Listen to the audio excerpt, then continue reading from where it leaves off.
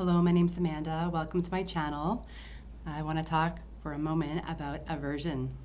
And in the spiritual communities, a lot of times spiritual leaders want us to focus only on positive thinking, what could go best in a scenario, and just try and leave the past behind and all these kind of things.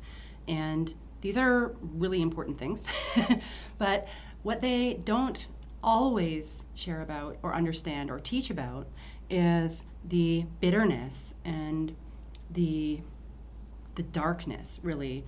And darkness has many meanings, but in this video I'm meaning the things that are not positive and not exciting and pessimistic, the parts of us that are a little bit reactive. And so we can tend to try and coat it over with a beautiful positivity icing on a cake.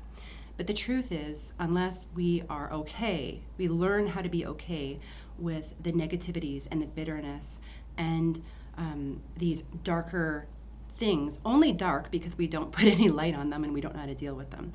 Unless we learn how to bring both together, we're only stuffing and repressing these negative things.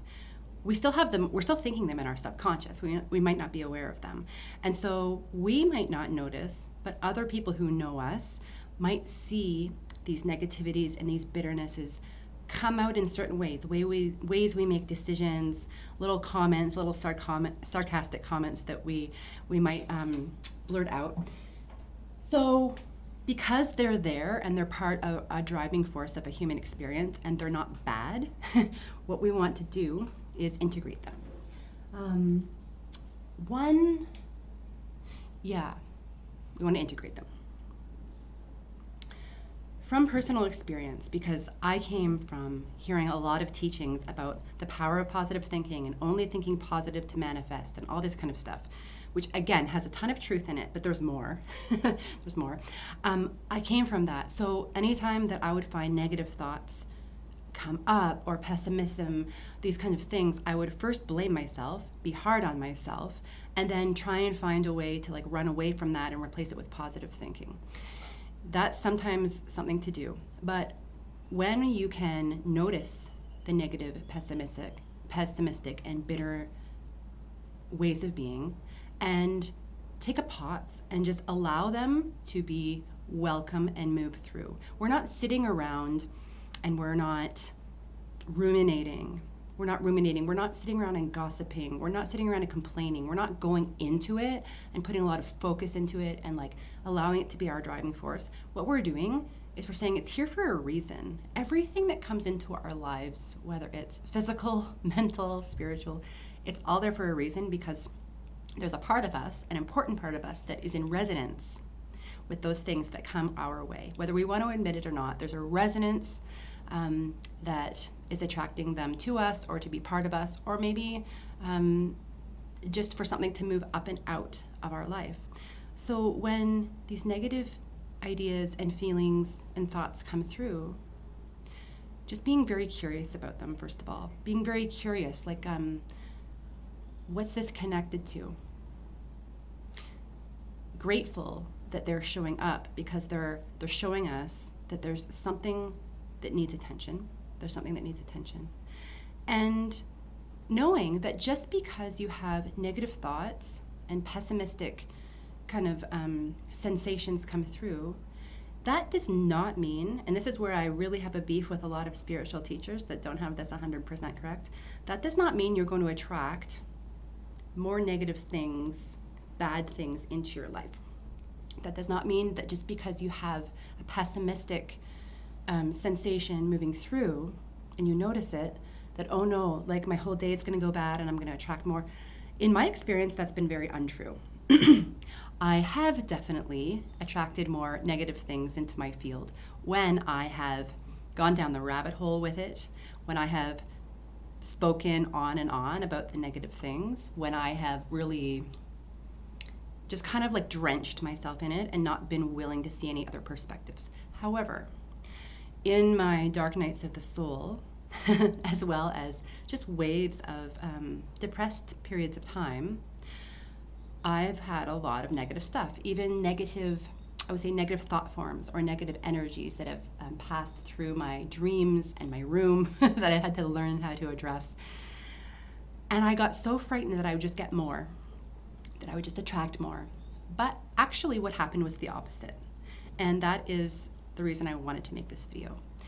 When I could identify and look at what was showing up in my thought forms, what was showing up in my body, negative stuff, when I could be very curious about it and kind of breathe into it and try and learn as much as I could about it, feel fully the aversion and the resistance that I had to whatever was showing up, in the intention that it teach me something, in the intention that it move through gracefully. Because if it's already here, it's trying to be a messenger of some sort, and it wants to move through gracefully and actually have a purpose while it's here, while it's passing through.